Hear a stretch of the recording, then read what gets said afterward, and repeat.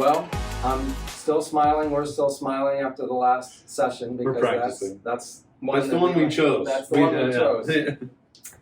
Because it's really helpful. It's really helpful to force yourself to smile. Yeah. Tricks your brain. We are going to finish by looking at self-management strategies 12 through 17. And again, just to put this all in perspective, the authors of our book that we're working through, Emotional Intelligence 2.0, they talk about self-awareness, self-management, social awareness, and then the fourth category that we'll look at is relationship management. And so they said just pick 3 of all these strategies that we've been working through. Right, And right. there are a lot of them. Yeah. And so let's take a look, let's dive in and finish this up. Yeah. Number 12. So number 12, focus your attention on your freedoms, rather than your limitations. I actually love this one. I remember someone telling me in a class actually, and they're saying find the freedom within the boundaries. And you actually have more freedom within boundaries than you do in chaos, meaning in chaos, because boundaries can be as simple as, okay, well, what's something I'm great at? Like that's a boundary.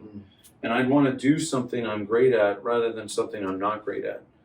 So if I want to have more freedom, I really focus on music rather than painting, because I'm not a painter, but I can do music, and that gives me a lot of freedom to stay within that realm. Yeah, that's great. So that is a different way of looking at freedom. Oftentimes we're thinking, well, anything goes, when actually that's not where freedom is found. And the authors say in this strategy that we always have a choice.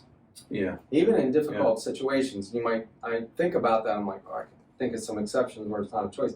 But I think the point is, I do have a choice on my attitude.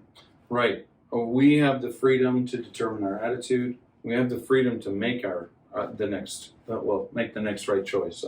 Do the next right thing, which is a great recovery saying. Yeah. And that takes us to number 13, which we talked about for a while before. Yes.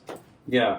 We didn't exactly like the way the chapter was written. It's very short. It's only like 2 pages, but it wasn't quite what we felt was actually healthy in terms of synchronization. So what did you look at? Yeah, so it's called Stay Synchronized, and maybe I'm missing the point, but it seems to be saying that the body and the emotions generally will stay synced together. Synced. So I have noticed, just as a simple example, when I get nervous, I tend to bounce my knee. I don't know if you can see my knee.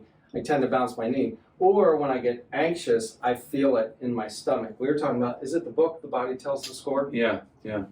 So we totally get that our body will reflect what is going on in our hearts. Right.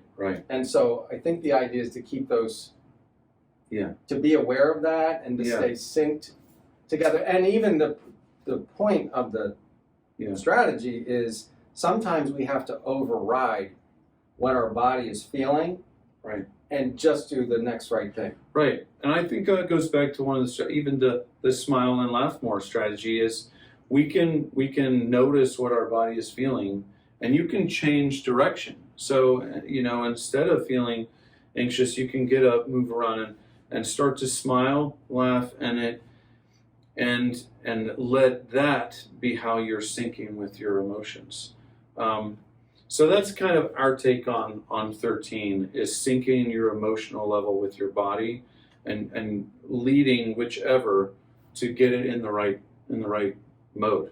I think our hesitation is that the strategy can come across, maybe the authors would say, well, yeah, if you take it to the extreme, as ignoring your emotions. Yeah. And that's certainly not the tone of the rest of the book. Right, because we acknowledge that we are full of emotion, frankly. Whether you come across someone who almost looks emotionally incapacitated, that it's still there underneath the surface. That's right.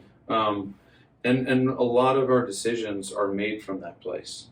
So for us, we just feel like it's better to identify what emotion is in your body at the moment, and letting that sync with where you're at emotionally too. So, okay, so we are going on to 14. Speak to someone who is not emotionally invested in your problem. I just think that this one is just honestly a smart thing to do, to get an outside perspective, someone who is more objective than you, especially someone who might disagree with you as well, because you might be seeing something as crisis, and someone will come along and be like, I think you're making a bigger deal out of this than what it truly is. You're making a mountain out of a molehill. Yeah, exactly. But they can't say that to you if they're in the middle of it themselves. Right. And that goes back to the strategy of having a good accountability partner sponsor, Yeah. right? Yeah. Absolutely. So then that takes us on to 15. 15. Learn a valuable lesson from everyone you encounter. Mhm. Now, as we talked through this, we felt like if we put ourselves in a humble position, that even though I realize you and I may have, let's say, a theological difference, and in Christian circles, we often don't process that. I'll be the first to say, Yeah. I often have not processed, oh, you think differently than I. On a theological point, Yeah. I can shut myself down or think, Yeah. I'm sorry, I'm being honest, I can think less of you and not take your advice. And that's just bad, right? That's bad. It is. And we often will just start to write off the person as soon as they disagree, or we disagree with them on values, issues, dare I say, politics. One, because we're protecting ourselves, and two, our natural instinct will mean like, oh, well, you're wrong. But if you're wrong in this, then that means maybe you're wrong in everything, which is not the case.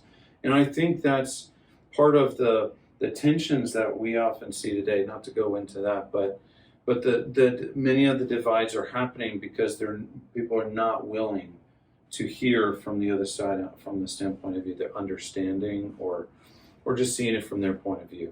Imagine if we woke up every day and our prayer was, Lord, help me to learn something from everyone I encounter. Right. I mean, to me, that's a pretty healthy disposition. Right. In recovery. Yeah. Okay, that takes us then on to 16. Yes. Put a mental recharge into your schedule. I really love this one. Mm-hmm. I've made it a habit to get up and walk various places throughout my workday. Sometimes I'll walk outside. That's putting a mental recharge. It works. And I think today it is absolutely needed. I mean, there's too many crisis things that we're paying attention to. Too many times where we're hearing quickly from people on Facebook, messaging, just too many things going on for us not to have space. Yeah. Quiet space, still space, alone space to just be able to recharge. Because there's just a lot going on.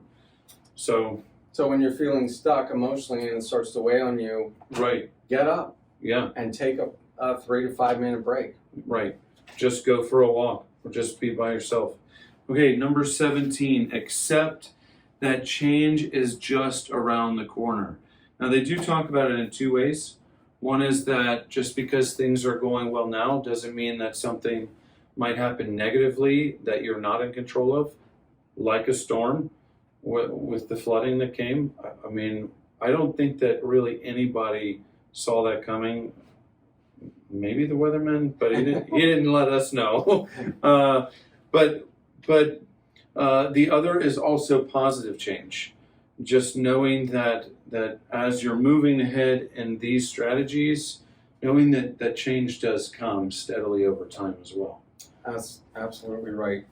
They say here to admit to yourself that even the most stable, trusted facets of your life are not completely under your control. Mm-hmm. So it's interesting from the other strategy of, on one hand, we recognize that we always have a choice. On the other hand, I don't know how you're going to respond to this video. Right. Yeah. So one sentence I like on here is, the idea is to prepare for change. So how do you prepare for change? And that can be positive or negative, but how will you prepare for it? And frankly, I think these strategies helps us prepare for change, because being aware helps us to be flexible when the change comes. Absolutely. Okay. Well, that takes us through the end of chapter 6. So there were 17 self-management strategies. Yeah. Again, from Emotional Intelligence 2.0, we encourage you to pick it up. Great stuff, a lot of basic information. Very helpful, though. So that's just one half now that we've gotten through, because we've gotten through self-awareness and self-management. Next is going to be how we're dealing with other people, about the social awareness strategies. So we got 2 more chapters to go through, a lot more strategies. So hopefully you stick in there and be able to choose one like we did. And keep smiling. We're smiling. It's a great strategy. And hopefully you will see us smiling on Mondays at Celebrate Recovery at Christ Community Church. And until then. See ya.